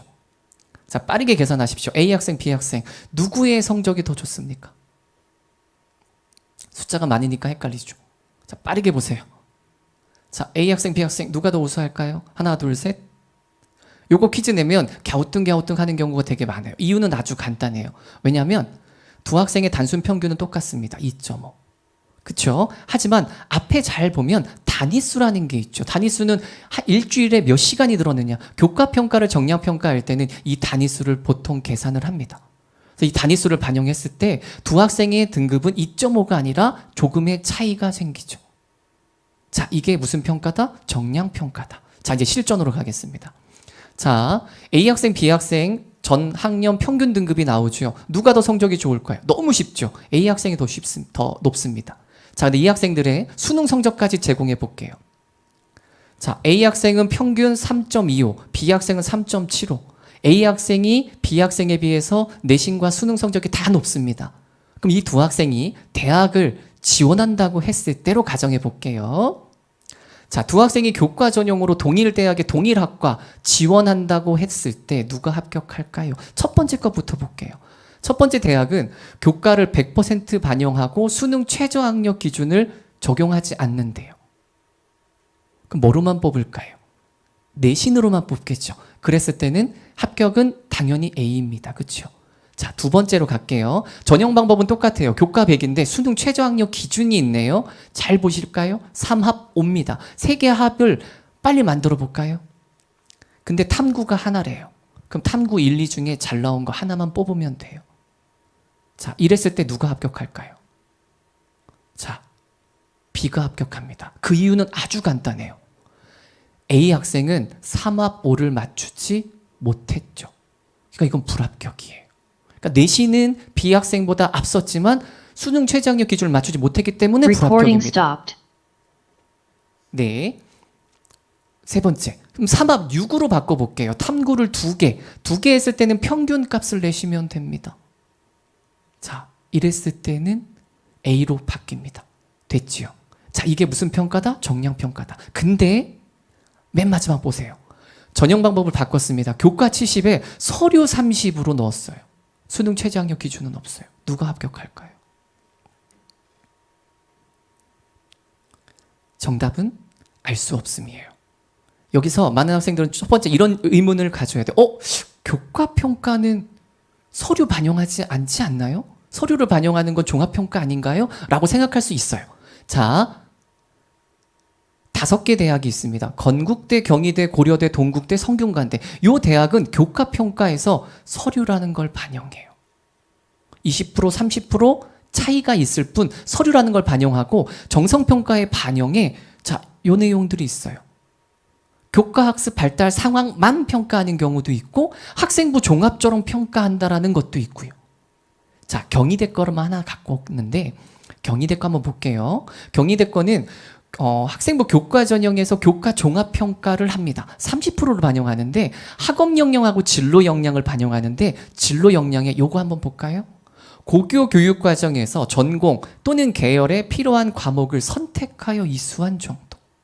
다시 말하면 보통 교과 전형을 생각하는 아이들이 많이 생각하는 과목 선택의 전략은 뭐냐면 내신이 잘 나오는 과목들, 학생들이 많이 선택하는 과목들, 내신 따기 쉬운 과목들을 선택하는 경우가 생각보다 많아요. 나쁜 전략도 아니에요. 하지만 상위권 대학의 교과 전형에서는 이런 식으로 등급만 보지 않고 학생이 어떤 과목을 선택했는지 그리고 그 과목 안에서 어떠한 성취를 보여주는지 서류적인 부분을 보기 시작했다. 네, 그래서 여기서 주는 교훈은 뭐냐면 교과 전형도 많은 학교가 그런 건 아니지만 과목 선택을 반영하기 시작했다. 그러니까 아까 말했던 내신을 따기 쉬운 과목만 골라 하는 부분에서는 조금 전략 수정이 필요하다라는 거 말하기 위해서 가지고 왔고요. 자, 이제 우리는 종합평가, 종합전형 평가로 빨리 넘어가 볼게요. 자, 평가의 기본은 학업 역량입니다. 학업 역량이 뛰어난 학생을 뽑고 싶은 게 학생부 종합전형의 핵심이에요. 학업 역량이 처음에는 어떤 식으로 안내가 됐냐면 학교 생활에 충실한 학생들을 뽑겠다. 지금도 그건 크게 다르지 않아요. 근데 우리 아이들이 오해를 했어요. 학교 생활에 충실함? 동아리 활동 열심히 하면 되겠구나 라고 오해를 했는데 학교 생활의 대부분은 수업입니다. 그래서 학교 생활의 충실성은 수업의 충실성으로 이해를 하는 게 맞고요. 모 사정관님의 말씀이었는데 학생의 우수성은 오로지 학교에서 수강한 과목과 내용에 있다. 그래서 어떤 수업을 들었는지, 어떤 과목을 선택했는지, 어떻게 공부했는지를 열심히 들여다본다. 아까 진동섭 이사님이 탐구를 어떻게 해야 되는지 설명을 자세하게 해주셨죠. 자, 가볼게요. 그럼 수업의 충실함은 저는 정말 수업에 충실했습니다. 3년 동안에 최선을 다했습니다. 라는 거는 여러분의 학생부에서 크게 2가지로 나타납니다. 첫 번째, 교과별 등급, 원점수, 표준 편차, 이수자수 등의 숫자로 표현되기도 하고요.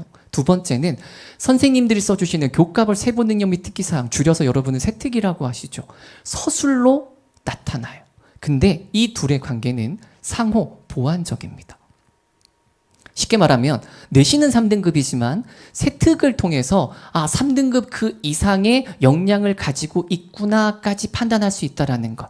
이런 게 정성평가고 꼭 기억해야 될 게 학종에서 진행되는 정성평가도 상대평가라는 것. 선생님이 만나본 많은 아이들은 이런 얘기 많이 해요. 저는 학생부가 좋은 것 같아요. 그 이유는 옆에 친구들보다 좋다라는 말인 거죠. 근데 우리가 입시를 치를 때 옆에 친구하고만 경쟁하지 않아요. 전국의 학생들이 다 모이죠. 그 안에서 평가자는 우수한 학생들을 뽑는 겁니다. 이해되셨죠? 상대평가라는 거, 정성평가도 결국은. 자, 몇 가지 예시를 좀 들어보겠습니다. 숫자에 대한 정성평가인데요. 물리, 원, 빨간색으로 되어 있죠. 빠르게 볼게요. 다른 과목에 비해서 등급이 좀 낮습니다. 3등급이죠. 질문할게요. A 학생은 물리를 못하는 학생일까요? 빠르게 보십시오. 교과 전형으로 가면 3등급 끝. 아까 5개 대학으로 가면은 우리 과에 오기 위해서 물리까지 선택했네? 라고 볼 수는 있어요. 근데 대부분의 교과 전형에서는 물리 1, 물리 1, 3등급 끝. 근데 정성평가는 해석 방법이 달라요. 어떻게 접근하냐? 첫 번째, 원점수부터 보겠습니다. 원점수가 높은 편일까요? 낮은 편일까요? 높은 편이죠. 네, 높은 편입니다. 그리고 중요한 건 평균값을 볼게요. 평균값이 높죠. 평균이 높다라는 건 2가지로 접근할 수 있습니다. 첫 번째는 문제가 뭐 할 수 있겠다. 쉬웠을 수 있겠다. 맞아요. 두 번째는 잘하는 학생들이 많이 모여도 평균값은 높을 수 있어요. 자, 평가자는 이 학생의 시험지 정보를 본 적이 없죠. 하지만 이 숫자 안에서 예측할 수 있어요. 그게 바로 무엇이냐면 저기 괄호 부분 보이나요? 표준 편차. 이 표준 편차는 뭐냐면 평균값 대비 학생들이 분포하고 있는 정도를 보여주는 값이에요. 표준 편차가 낮으면 낮을수록 비슷한 수준의 아이들, 동일한 집단들이 많이 모여 있다라는 걸 보여줘요. 그래서 그 위에 과목들을 보면 17, 19 많이 벌어져 있죠. 근데 물리는 9점대로 들어왔다라는 건 물리를 진짜 원하는 아이들, 잘하는 아이들이 많이 모여 있겠구나라고 생각할 수 있다라는 것. 다시 말하면 문제가 쉬워서 평균값이 높다라기보다는 잘하는 아이들이 많이 모여 있어서 평균값이 높겠구나 이렇게 예측할 수 있다라는 거. 가장 중요한 거 이수자수 보시죠. 42명입니다. 이수자수가 적다라는 건 학생들 다 알고 있죠. 내신 등급 받기가 굉장히 불리한 구조라는 것. 그럼에도 불구하고 이 학생은 이 과목을 선택했다라는 것. 그럼 대학에서 어떻게 평가해 주는가 보겠습니다. 평균은 높고 표준 편차는 작네. 물리를 잘하는 학생들이 몰려 있어서 좋은 등급을 받기가 쉽지 않았겠구나. 자, 두 번째, 이수자 수가 적네. 등급의 불리함이 충분히 예측되는 상황에서 이 학생은 다른 쉬운 과목으로 피해가지 않았죠. 맞죠? 그래서 A 학생은 정말 물리를 좋아하는 학생이구나. 더 나아가서 도전적인 학생이구나. 도전적인 과목 선택으로 보아준다라는 것. 이게 바로 학생부 종합전형의 정성평가입니다. 하나만 더 들어볼까요? 자, 3등급 하면 어떤 느낌이 떠올라요? 그냥 선방했네. 엄청 잘하는 건 아닌 것 같네. 느낌 들죠? 자, 평균은 요랬습니다. 이수자 수가 20명. 느낌 오죠? 원점수는 98점. 이런 게 불가능할까요? 가능해요. 왜냐하면 등급이라는 건 이렇게 나오잖아요. 그쵸? 9등급이고 자, 등급 산출 공식은 수강자 수 곱하기 등급별 누적 비율에서 반올림을 한 값이에요. 그래서 20명이 들었을 때에는 3등급까지가 4.6 반올림해서 5명이 나오는 거예요. 그러니까 20명 중에 이 학생은 5등 안에 든 거예요. 그리고 원점수가 98점이 보여주는 이 학생의 도전 정신이나 역량은 절대 3등급으로 설명할 수 없는 것. 이게 학생부 종합전형의 정성평가라는 것. 여기까지 이해가 됐을까요? 네, 넘어갈게요. 그래서 서술단 내용은 어떻게 평가를 하느냐. 문구 그대로 평가하지 않고요. 학생부의 전체적인 맥락을 파악하려고 합니다. 그리고 교사의 평가도 유의미하게 보지만 그 평가의 근거, 그 사실에 집중하는데 만약 방금 전 그 학생의 세특이 이랬다면 빠르게 보시죠.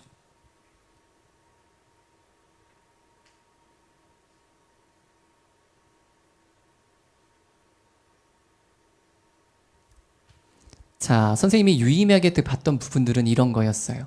자, 수업에서 들었던 의문을 보통 질문으로 해결하기도 하지만 탐구활동까지 끌고 갔던. 네, 그래서 나온 결론이 꽤 유의미한 결론을 도출해냈고요. 그리고 이 부분도 좀 좋았어요. 통설, 보편적인 이야기와 함께 이 학생의 생각을 추가로 제시한 부분들.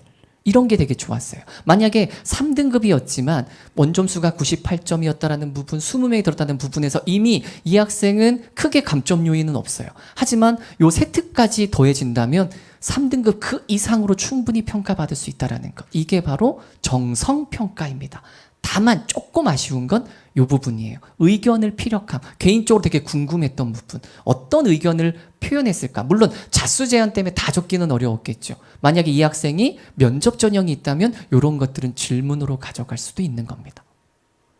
어떤 의견을 제시했을까요? 이렇게 물어볼 수 있다는 것. 이해됐지요? 네, 다음 거로 가겠습니다. 앞부분에서 진동섭 이사님께서 이 부분을 안내하신 것 같아서 빠르게 넘어갈게요. 학생부 종합전형 하면 깜깜이 전형이다라는 그런 이야기를 하는 경우가 꽤 많은데 그래서 상위권 대학에서 우리는 학생부 종합전형으로 학생들을 이러한 평가 요소, 이러한 항목에 근거해서 학생들을 평가합니다 하면서 공개한 자료예요. 자, 큰 워딩을 좀 보시면 학업 역량, 진로 역량, 공동체 역량이라고 되어 있죠. 여러분 귀에 많이 들어와 있는 전공 적합성 용어는 빠졌어요. 맞죠? 원래는 작년까지는 학업 역량, 전공 적합성, 인성, 발전 가능성 4개 항목이었는데 요게 3개 항목으로 바뀌었습니다. 여기서 크게 주목해야 될 거 첫 번째는 탐구 활동, 학업 역량의 탐구 활동이 탐구력으로 바뀌었어요. 무슨 말이냐? 우리 아이들은 탐구의 가지수에 굉장히 목을 맸던 적이 많아요. 저 뭐 탐구했고요, 뭐 탐구했고요, 뭐 탐구했고요. 자, 탐구 활동하면 뭔가 가지수가 중요한 것 같은 그런 오해의 소지가 분명히 있어요. 그 탐구력 하면 가지수가 아니라 깊이를 평가하겠다. 그런 의도가 담겨 있다고 보시면 되겠고요. 우리가 지금 과목 선택을 이야기하고 있잖아요. 진로 역량에서 교과 이수 노력.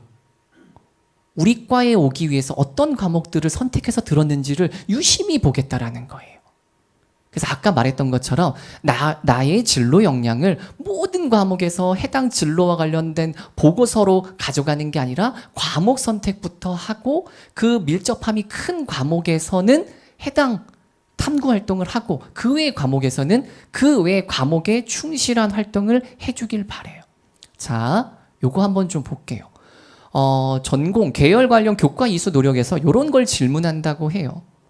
어떤 것들을 선택해서 이수했는지, 과목을 적절하게 선택했는지, 이수한 과목은 어떻게 되는지. 이게 실제로 평가 옆에 이제 선생님도 모의 면접을 모의 평가를 가보면 이런 질문이 있고 여기에 체킹하게 돼 있어요. 이해됐죠? 이런 것들을 찾아간다라는 거예요. 여러분의 학생부에서. 자, 그럼 어떤 과목을 들어야 돼요? 자, 참고 자료로 서울대학교 핵심 권장 과목을 갖고 왔어요. 이걸 갖고 왔을 때 저 서울대 안 갈 건데요? 이렇게 하면 안 되고 서울대가 학생부 종합전형을 가장 잘 설계하고 선두적인 입장에서 앞에서 끌고 나가고 있어요. 그러니까 다른 대학에서는 서울대의 평가 방식을 많이 참고해서 만든다라고 저는 생각을 하기 때문에 요 내용을 조금 참고하면 좋을 것 같은데 두 가지를 좀 봐야 돼요. 첫 번째는 문과 계열은 경제학부 외에는 없어요. 그것은 무엇을 의미하느냐? 문과 계열 같은 경우는 다양한 과목을 두루두루 듣고 와도 괜찮다라는 사인이라고 보면 되겠고요. 대신 경제학부에서는 미적분 확통이 있어요. 확통은 문과 계열 학생들 대부분 듣는데 미적분 같은 경우 굉장히 도전적인 과목 선택일 수 있어요. 근데 대학에 가서 조금 어려움을 덜기 위해서는 고등학교 과정에서 미적분을 듣기를 선생님은 추천합니다. 쉽지 않은 도전일 수는 있지만. 근데 나머지 이과 계열에서는 핵심 권장 과목과 권장 과목이 되게 많아요. 핵심 권장 과목 위주로 무엇을 찾아보냐면 자기가 자연 계열로 갈 친구라면 미적분하고 물리2가 어디 있는지 잘 좀 봤으면 좋겠어요. 미적분하고 물리2. 잘 보시면 미적분은 거의 모든 과에 다 있죠. 그리고 물리2는 대부분 공학 계열에 있습니다. 그래서 예전 선배들은 물리2도 9등급까지 나왔었어요. 그러니까 물리2의 선택은 굉장히 어려운 스트레스였습니다. 근데 지금은 진로 선택 과목으로 바뀌었잖아요. 그럼에도 불구하고 우리 대학 기계공학과로 오려고 하는데 물리2를 안 듣고 왔어? 이거는 조금 많은 감점 요인이 충분히 될 수 있는 부분이에요.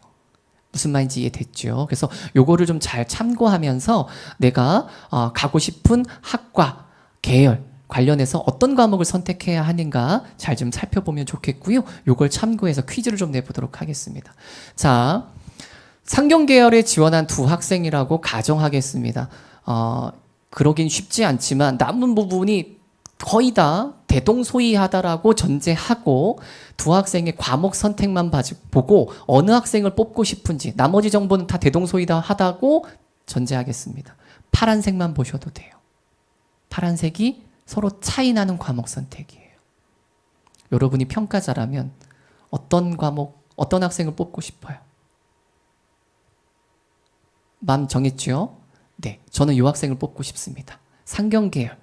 자, 제가 유심히 봤던 건 경제, 수학, 경제도 있지만 저는 미적분이었어요. 이런 것들이 조금 눈에 들어왔습니다. 자, 또 공대를 지원한 두 학생이 있습니다. 파란색만 보세요.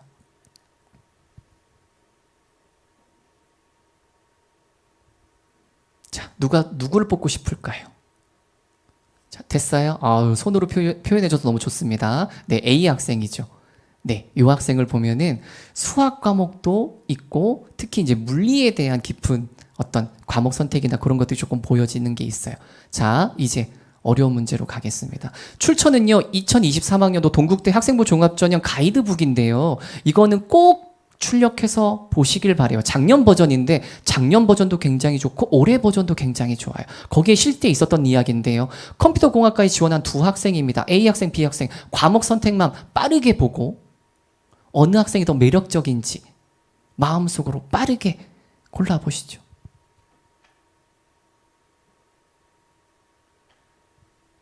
자, 됐을까요? 자, 요거를 보통 질문을 하면 대부분 학생들은 A 학생을 더 매력적으로 봅니다. 그 이유가 뭐냐고 물으면 이제 그 밑에 전문 교과죠. 프로그래밍, 정보과학, 컴퓨터 시스템 일반. 컴퓨터 공학과에서 굉장히 중요한 과목들 미리 배웠잖아요. 맞죠? 근데 실제로 거기 보면은 평가자의 코멘트가 붙습니다. 두 학생의 가장 큰 차이는 전문교과 이수 여부예요. A 학생은 전문교과를 들었고 B 학생은 전문교과를 듣지 않았습니다. 결과는 어땠나? 자, 두 학생 모두 합격한 사례입니다. 근데 신기한 건 더 좋은 평가를 받은 건 B 학생이었어요. 과목 선택이 중요한 거는 맞지만 과목 선택은 평가의 한 부분일 뿐이에요. 우리 학생들이 많이 놓치는 게 뭐냐면 과목을 선택한 거로 끝나는 경우가 많아요. 과목 선택은 끝이 아니라 시작입니다. 선택했으니 더 열심을 내주셔야 되고 그 안에서 여러분의 역량을 세특이나 아까 보여줬던 숫자를 통해서 증명해 보이셔야 돼요. 이해됐죠? 네. 그러니까 과목 선택만 보고 누가 합격했다, 불합격했다를 판단하기는 굉장히 어렵습니다. 종합평가는 요거 하나만 보는 게 아니기 때문에. 그래서 요런 내용을 꼭 한번 봤으면 좋겠다라는 거 그래서 가지고 왔고요. 하나 또 퀴즈가 있는데요. 여러분이 연세대학교 화공생명공학과를 가고 싶습니다. 자, 물화생지 중에서 두 개를 선택해야 돼요. 뭐 선택할 것 같아요? 화공생명공학과예요. 자, 이렇게 문제를 내면 대부분 학생들은 화공생명공학과니까 화학하고 생명과학을 선택한대요. 자, 홈페이지를 봤더니 이런 내용이 있어요. 별로 도움이 안 되죠. 교육과정을 봤더니 이런 내용이 있어요. 교육과정 빨리 보세요. 두 개를 선택한다면 그럼에도 불구하고 화학과 생명과학이 맞는지 바뀌어야겠죠. 화학하고 물리로 바뀌어야 되겠죠. 여기서 말하고 싶은 건 뭐냐면 학과명에 속지 말자. 네, 어떤 과목을 선택하고 싶은지 하면 진학하고 싶은 학과 홈페이지를 통해서 교육과정과 교수님들의 전공을 좀 살펴보는 그 정도의 노력은 필요해요. 기억하십시오. 자, 이제 수능 준비에 대한 이야기인데요. 이건 빠르게 넘어갈게요. 수능 공부 안 해도 돼요? 이렇게 많은 친구들 묻는데 자, 수능 최저학력 기준을 적용하는 대학교 한번 보십시오. 위쪽으로 갈수록 서울 쪽으로 갈수록 반영하는 비율이 높아집니다. 맞죠? 물론 이거 교과 전형을 가지고 이제 이야기를 하는 부분이 대부분이기는 한데 이것도 꼭 기억하십시오. 자, 수능 최저 기준의 충족에 따른 지원대학 범위입니다. 교과 전형인데요. 자, 만약에 1학년 학생들이라면 최소한 그 이상 더 잘하면 더 좋죠. 최소한 3개 영역이 4등급 정도, 3개 합 12 정도 는 꾸준히 갖춰줬으면 좋겠어요. 내가 학종을 준비한다고 하더라도. 이해됐죠? 네. 그래서 수능 최저학력 기준이 안 됐을 때는 갈 수 있는 대학의 폭이 굉장히 좁아질 수밖에 없어요. 그래서 요거 앞에다가 붙여놓고 여러분의 목표값을 만드는 게 좋은데 3개 합 12 정도 이게 가장 기본적인 거다라는 거 생각해주면 좋겠어요. 자, 이제 마지막 마무리인데요. 자, 3가지 키워드를 꼭 기억하십시오. 첫 번째, 과목 선택. 과목 선택은 여러분의 열정과 의지를 증명하는 그 첫 단추입니다. 가장 중요한 거 두 번째, 여러분이 선택한 만큼 여러분이 책임을 지고 그 과목에서 여러분의 학업 역량을 마음껏 드러내시기 바랍니다. 마지막 세 번째, 자, 수업에서 다 하지 못한 것들을 자율이나 동아리, 진로에서 연계 활동을 통해서 확장, 심화해 나가시길 바라요. 네, 그래서 탐구의 방향은 어떻게 잡아야 하는가 예시를 하나 빨리 보여드릴게요. 보통 그 미디어학과 가고 싶은 학생들이 가짜뉴스 굉장히 많이 탐구하는데 요 틀을 벗어나지 못해요. 가짜뉴스의 정의, 분류 기준, 가짜뉴스 사례, 해결 방안은 이 두 가지를 벗어나지 못해요. 절대로. 강력하게 법 제정을 한다. 미디어 리터러시 교육을 실시한다. 끝. 굉장히 선언적으로 하고 끝이 났어요. 근데 제가 말하고 싶은 건 뭐냐면 기왕 하는 김에 이 정도로 생각하면 어떨까 싶어요. 가짜뉴스의 정의를 알았다면 수많은 넘쳐나는 뉴스 안에서 얘가 가짜뉴스라고 나는 생각해 그 이유를 대면서 분석을 해봤으면 좋겠어. 설령 그게 틀렸다 하더라도. 그리고 가짜뉴스의 양상 원인을 책을 보면 뉴스 어부징, 알고리즘, 확증 편향 이런 식의 용어로 가짜뉴스의 양상 원인을 설명할 수 있어요. 가장 중요한 거 맨 마지막 해결 방안. 강력한 법 제정을 한다. 대부분 이렇게 끝나요. 선생님이 다시 질문합니다. 어떤 법이 필요한데? 그럼 대부분은 깜짝 놀라요. 거기까지 생각하지 않았어요. 강력하게 법 제정을 해야 된다면 다른 나라에는 있는 법이 우리나라에는 왜 없을까를 생각해 보시면 좋아요. 법이라는 건 그 나라마다 약간 심리적인 부분이 적용할 수 있어요. 그리고 외국에 있는 법을 우리나라에 들여왔을 때 어떤 성과가 있을 수 있는지, 어떤 한계가 있을 수 있는지 고등학교 수준에서 그 정도는 고민했으면 좋겠어요. 단순히 선언적 의미가 아니라. 이해됐을까요? 네. 그리고 맨 마지막, 요게 이제 마지막 PT인데요. 탐구활동 굉장히 많이 하는데요. 탐구활동의 차별성은 첫 번째, 주제부터 많은 고민이 필요해요. 이 주제는 교육과정을 벗어나면은 안 돼요. 뭔가 좀 더 멋지게 하려고, 폼나게 하려고 대학 수준으로 나가는 거, 대학은 그렇게 원치 않아요. 학교, 교육과정 내에서 탐구 활동의 주제에 대한 고민, 너무 뻔하게 귀결될 수 있는 것들, 가령 카페인 섭취가 수면에 미치는 영향, 이런 거 아무리 노력해도 결론이 거의 비슷하지 않을까요? 그렇죠? 그러니까 뻔한 결론으로 나올 수 있을 만한 주제들은 피했으면 좋겠고요.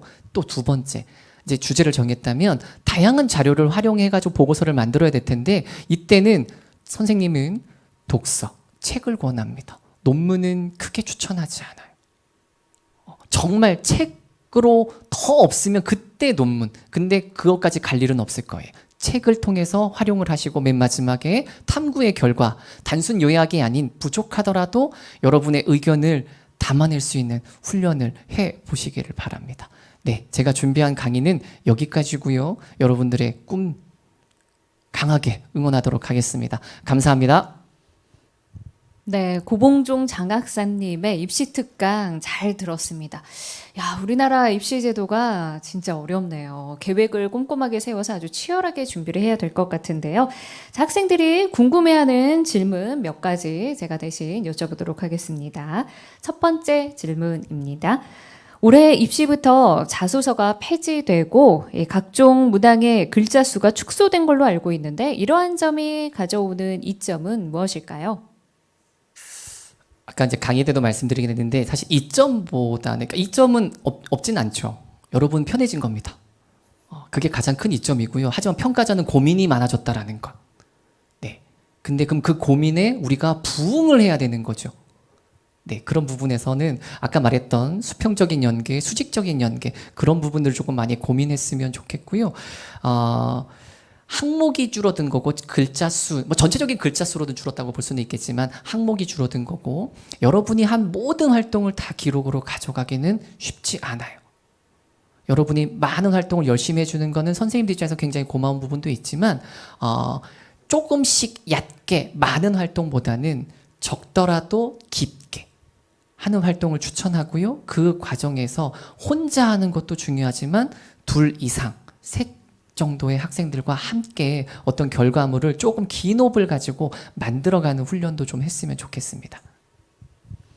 네, 그리고 두 번째 질문입니다. 입시에 대한 충북도 교육청의 지원책이 어떤 것이 있습니까? 네, 이거 학생 질문이 맞는 거죠. 네, 저희 충청북도 교육청 홈페이지에 들어오시면 얼마 전에 이제 담임 선생님한테 안내가 가기는 했는데요. 메인 홈페이지에 대입 상담 신청이라고 되어 있습니다. 네, 거기에다가 신청을 하시면 저희 진학의 경험이 많으신 전문가 선생님들로 구성된 상담교사단 분들께서 1시간에서 1시간 반 정도 직접 대면해서 상담이 진행이 됩니다. 여러분의 궁금증을 잘 풀어드릴 수 있을 것 같고요. 한 번만 할 수 있나요? 그건 아니고 한 번이 끝나고 나서 또 신청을 하실 수도 있어요. 다만 지역적인 문제 때문에 남부 3군 같은 경우는 이쪽으로 오셔야 되는 어려움도 있고 때에 따라서는 줌을 통해서도 그 상담이 진행될 수 있다는 거. 그래서 홈페이지에서 1대1 상담 신청 많이 활용해 주시면 좋겠고요. 밴드에서 충북 진학이라고 검색을 한번 해보십시오. 밴드에서 충북 진학을 검색하시면 거기 충북 진학 디딤돌이라는 밴드가 있어요.